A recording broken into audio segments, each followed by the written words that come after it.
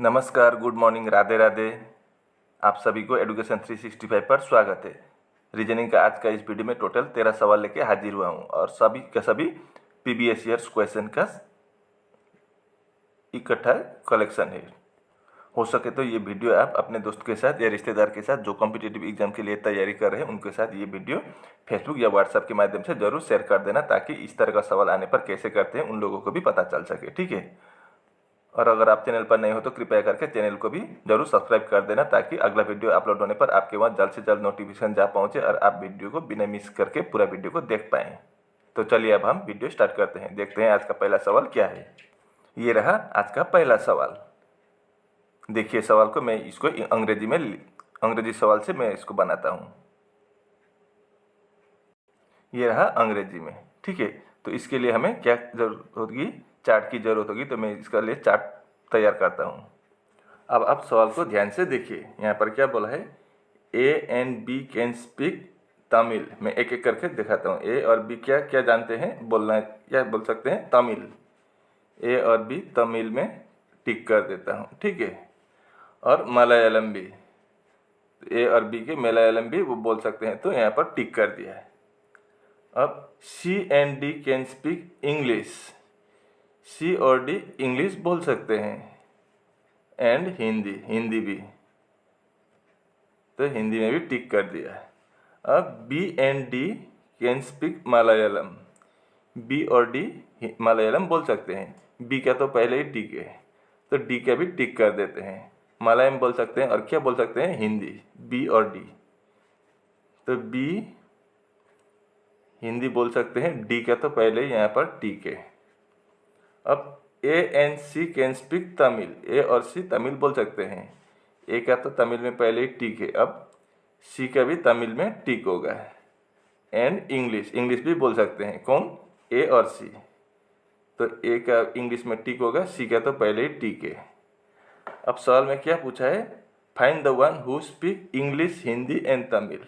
अब ऐसे व्यक्ति को चुनिए जो इंग्लिश, हिंदी और तमिल बोल सकते हैं।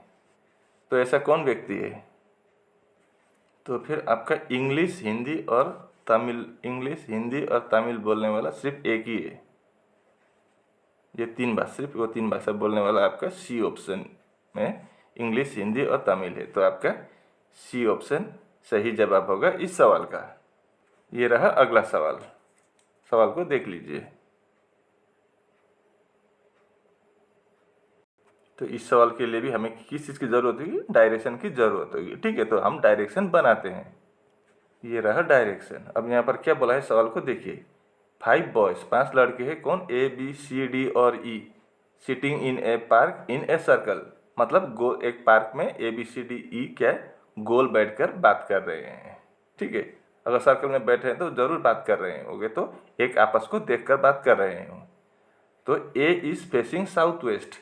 एक इधर मुंह करके बैठा है साउथ वेस्ट। साउथ वेस्ट इधर है तो ए इधर बैठेगा, तभी ना उसका साउथ वेस्ट की तरफ उसका मुंह होगा। ठीक है। सर्कल में बैठे है तो उसका मुंह साउथ वेस्ट में है, तो वो नॉर्थ ईस्ट में बैठा हुआ है। अब D is facing south east. D किधर मुंह करके बैठा है? साउथ ईस्ट की तरफ, तो वो इधर बैठा है, तभी ना उसका मुंह इस तरफ साउथ ईस्ट की तरफ होगा। अब B and E are opposite A and D respectively. मतलब बी और ई कहाँ पर है? ए और डी के विपरीत साइड में। तो बी किसके अपोजिट में होगा? ए के अपोजिट में, तो बी का स्थान यहाँ हो जाएगा। एंड ई किसके अपोजिट में है? डी के अपोजिट में है, तो यहाँ पर होगा D E. And C is equidistance, मतलब बराबरी डिस्टेंस पर है। और between D and B, D और बी के बीच में कौन है? सी है, तो सी यहाँ पर होगा सी। ठीक है। अब सवाल में क्या पूछा है? In which direction is C facing. तो ये लोग बात कर रहे हैं, तो सी किधर देख रहे हैं? इधर देख के बात कर रहे हैं, सभी की तरफ। तो पूरब की तरफ देखकर बात कर रहे हैं। पश्चिम की तरफ है और पूरब की तरफ देखकर बात कर रहे हैं। In which direction is C facing, तो किधर होगा? ईस्ट डायरेक्शन में होगा। ईस्ट कहाँ है? आपका डी ऑप्शन में है, तो आपका डी ऑप्शन सही जवाब होगा। ये रहा ब्लड रिलेशन से। सुकेत के 3 बेटियां हैं और प्रत्येक बेटी के बेटी का एक भाई है। परिवार में कितने पुरुष सदस्य है? Suket has 3 daughters. मान लीजिए यहाँ पर सुकेत है, ठीक है, ये सुकेत है, इसके कितने बेटी है? 3 बेटी है, एक इधर, एक इधर और एक इधर। ये 3 बेटी हुए किसके? सुकेत के। और तीनों बेटियों के क्या है? एक एक भाई है। तो कुल मिलाकर कितने कितने पुरुष मेंबर है, सदस्य है उनके फैमिली में? तो यहाँ पर एक भाई है, तो इसका भी तो एक ही भाई होगा, ये भाई, इसका भी तो एक ही भाई होगा, इसका भी तो एक ही, यही तो भाई होगा, अलग अलग तो नहीं होगा। ये भाई, इसका भी तो भाई होगा, इसका भी भाई होगा, इसका भी भाई होगा। तो आपका एक ही भाई है, तो उस परिवार में कितने पुरुष होंगे? एक होंगे। तो आपका डी ऑप्शन सही जवाब होगा। कन्फ्यूज होकर 3 बहन का 3 भाई मत बोलिए और 3 में टिक मत कर दीजिए। तीनों का एक ही भाई को, तो इसका भी भाई होगा, इसका भी भाई होगा, एक एक भाई होगा, इसका भी तो एक ही भाई होगा ना। तो फिर आपका 1 होगा आंसर, डी ऑप्शन सही होगा, ठीक है। तो इस सवाल देखिए, मान ज्ञात कीजिए, इसका वैल्यू हमें निकालना है। तो चलिए हम इसको बनाते हैं। 1/3 करेंगे, उसके बाद डिवाइड की जगह पर इनटू कर देंगे तो साइन उलट जाएगा, सिंबल, ये 7 ऊपर जाएगा, 6 नीचे आएगा। यहाँ पर भी हम इनटू कर देंगे डिवाइड को, तो 3 ऊपर 6 नीचे, प्लस प्लस ही रहेगा, 8/9 माइनस, यहाँ पर तो पहले डिवाइड है तो 2 × 4 8 होगा ऊपर और नीचे 9 होगा। अब देखिए ये ऊपर का 3 नीचे का 3 काट दिया हमने, तो कितना बचा? ये तो 1 ही है, उसका कोई वैल्यू नहीं है इनटू करने से। तो ऊपर 7/6, 7, एक मिनट, अब देखिए यहाँ पर 1 × 7, 7 इधर नहीं है, तो ऊपर 7 होगा, नीचे 6 × 6 36, प्लस माइनस और प्लस कैंसिल होगा, प्लस 8/9 माइनस 8/9, ये आपका कैंसिल होगा। तो यहाँ पर आप कोई ज़रूरत ही नहीं है। तो ऊपर कितना हुआ? 7, नीचे 6 आया आंसर। तो ये आपका कहाँ पर है? सी ऑप्शन में 7/36 दे रखा है, तो आपका सी ऑप्शन सही जवाब होगा। ये रहा अगला सवाल। दिए गए विकल्पों में से वो संख्या चुनिए जो निम्नलिखित श्रृंखला में प्रश्नवाचक चिन्ह के स्थान पर आएगी। Select the number from among the given options that can replace the question mark in the following series. तो यहाँ से यहाँ देखते हैं, पहले 32 के साथ +2 करेंगे तो 34 आएगा, 34 के साथ +9 करेंगे तो 43 आएगा, 43 के साथ 28 प्लस कर देने पर 71 आएगा, 71 के साथ +65 कर देंगे तो 136 आ जाएगा। तो अगला हम यहाँ पर क्या प्लस करेंगे, यही जानना होगा। तो 2 का मतलब क्या है? 1³ + 1, 1³ का मतलब 1 ही होता है, +1 2, यही 2 है, ये 2। अब अगला में 9 है तो 2³ + 1, 2³ का मतलब 8 + 1 9, यही 9 है ये। अगला में 3³ + 1, 3³ का मतलब 27 + 1 28, यही 28 है ये। अगला में हम 4³ + 1 करेंगे तो 4³ 64 + 1 65, तो यही 65 है ये।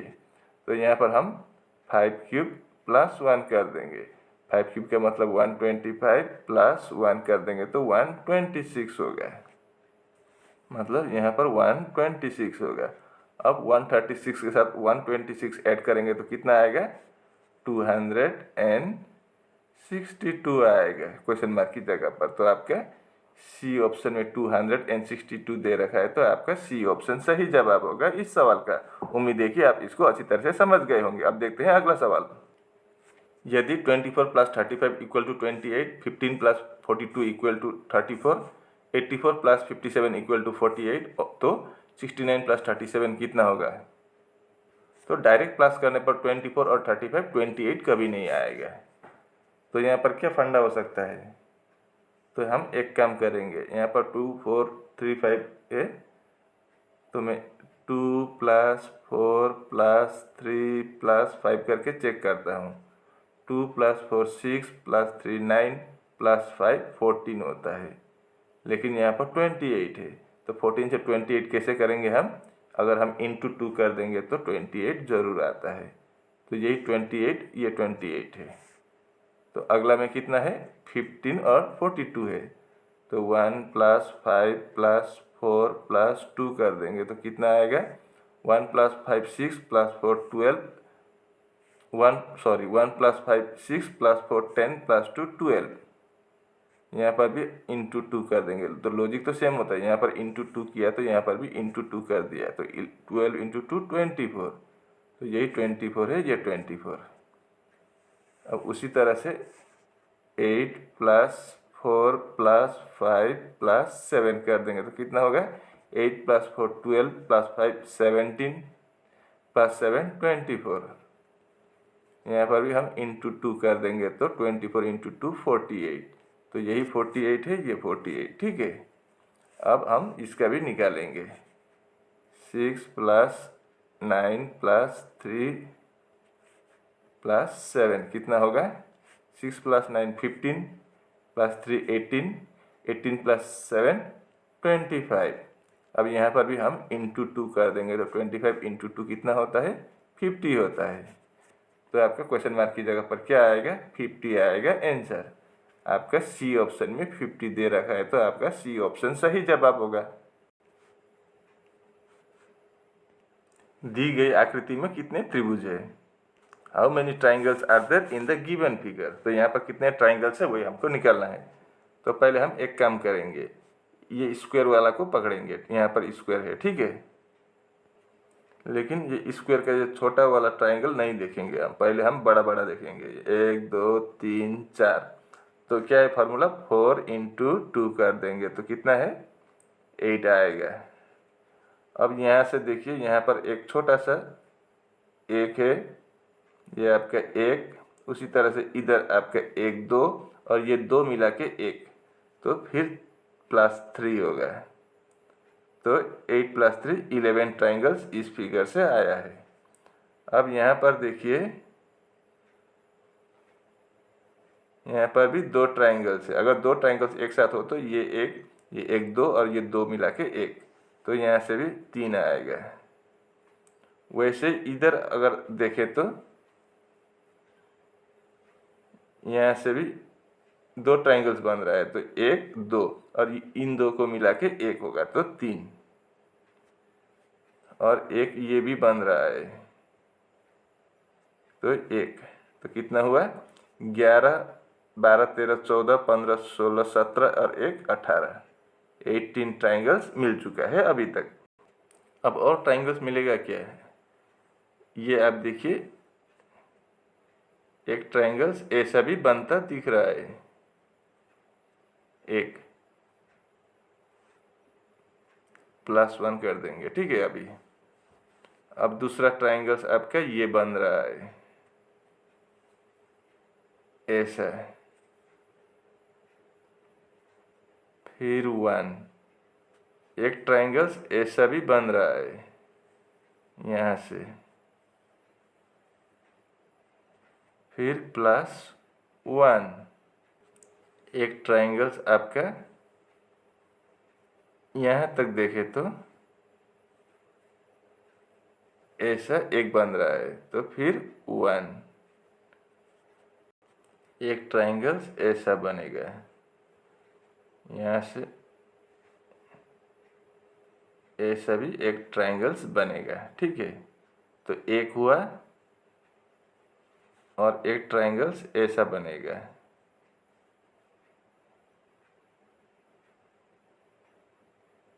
दो हुआ, और एक ट्राइंगल्स ये बड़ा वाला बनेगा यहाँ तक, 3 हुआ, ठीक है। तो फिर हमें और 3 मिला, तो कितना हुआ? 1 2 3 4 और 3 7, 7 और इधर कितना था? 18। तो 18 + 7 18 + 7 कर देंगे तो कितना आएगा, 25 आएगा। यानी कि इस फिगर में आपको 25 ट्राइंगल्स मिलेगा, इससे एक भी ज़्यादा नहीं मिलेगा। अगर कम हुआ है तो सोच लीजिए आपका गिनती में गलत हुआ है, क्योंकि यहाँ पर टोटल 25 ही मिलेगा, याद रखिए।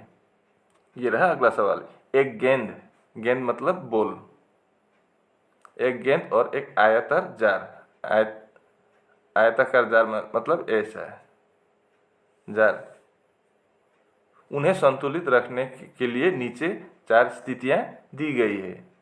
निम्नलिखित में से कौन सी आसानी से संतुलित नहीं होगी? There is a ball and a rectangular jar, 4 positions are shown below to keep them balanced, which of the following will not get balanced easily? तो इन चारों में से ABCD में से कौन सा वाला जार में हम आसानी से बॉल नहीं रख सकेंगे, क्योंकि गिरने की चांस ज़्यादा है। ABCD में से कौन सा होगा? आपका C होगा, क्योंकि यहाँ पर सिर्फ एक कोने पर लगा हुआ है तो ये गिरने के चांस ज़्यादा रहता है। लेकिन A, B और D में गिरने की चांस नहीं है, और उससे भी ज़्यादा D में सुरक्षित है, क्योंकि यहाँ पर तो गिरेगा ही नहीं, लेकिन C में गिरने के चांस ज़्यादा है। तो आपका C ऑप्शन सही जवाब होगा इस सवाल का। ये रहा अगला सवाल। ये आपका मैथमेटिकल एक्सप्रेशन है। यदि A का अर्थ इंटू है, B का अर्थ माइनस है, C का अर्थ प्लस है और D का अर्थ डिवाइड है, तो इसका आंसर क्या बनेगा? तो चलिए हम इसका प्लेस वैल्यू लिख देते हैं। 96, D का वैल्यू क्या है, तो फिर डिवाइड है, डिवाइड लिख देंगे। 12, A का मतलब क्या है, इंटू है, इंटू कर देंगे। 7, B माइनस है, माइनस 49, C प्लस है 10। तो सबसे पहले हम डिवाइड करेंगे बॉडमास के अनुसार। तो 96 को अगर हम 12 से डिवाइड करेंगे तो 8 आएगा, into 7 minus 49 plus 10। 8 into 7 56 minus 49 plus 10। अब 56 प्लस 10 66 माइनस 49 कर देंगे तो कितना आएगा, 17 आएगा। मतलब क्वेश्चन मार्क की जगह पर 17 होगा आंसर। आपका ए ऑप्शन सही जवाब होगा। ये रहा अगला सवाल। दर्पण प्रतिबिंब ज्ञात कीजिए, फाइंड द मिरर इमेज। तो इसका मिरर इमेज कैसा बनेगा? ये आदमी इधर है तो इसका मिरर इस साइड बनेगा, ऐसा होगा। अब यहाँ पर ABCD में से A तो नहीं होगा, क्योंकि इसका सर नीचे है, नीचे तो नहीं होगा मिरर इमेज में। लेफ्ट का राइट, राइट का लेफ्ट होता है। D भी नहीं होगा। और यहाँ पर C में देखिए, इसका ये त्रिशूल जैसा जो है वो ऊपर है, लेकिन यहाँ पर नीचे चला गया, तो आपका C भी नहीं होगा। तो आपका B सही जवाब होगा इस सवाल का। ये रहा अगला सवाल। विषम युग्म चुने। कमीज कपड़ा है, मेज लकड़ी है, जूता चमड़ा है, लोहा कुल्हाड़ी है और आभूषण सोना है। Choose the odd pair, shirt fabric, table wood, shoe leather, iron axe और ज्वेलरी गोल्ड। तो यहाँ पर कौन सा ओड होगा? अब देखिए, फैब्रिक से क्या बनते हैं? शर्ट बनते हैं। वुड लकड़ी से क्या बनते हैं? टेबल बनते हैं। लेदर चमड़ा से क्या बनते हैं? जूता बनते हैं। गोल्ड से क्या बनते हैं? ज्वेलरी बनते हैं। सोना से आभूषण बनते हैं, या अलंकार भी बोलते हैं। अब यहाँ पर एक्स, कुल्हाड़ी से लोहा नहीं बनते हैं, लोहा से कुल्हाड़ी बनते हैं। तो आपका डी ऑप्शन उल्टा दिया गया है। तो आपका 4 आयरन और एक्स क्या होगा? ओड हो जाएगा। ठीक है। ये रहा आपका 12वां सवाल। दिए गए पैटर्न का ध्यानपूर्वक अध्ययन कीजिए और उस संख्या का चयन कीजिए जो इसमें प्रश्नवाचक चिन्ह के स्थान पर आ सकती है। Study the given pattern carefully and select the number that can replace the question mark in it. तो यहाँ पर क्या आएगा वही हमको पता करना है।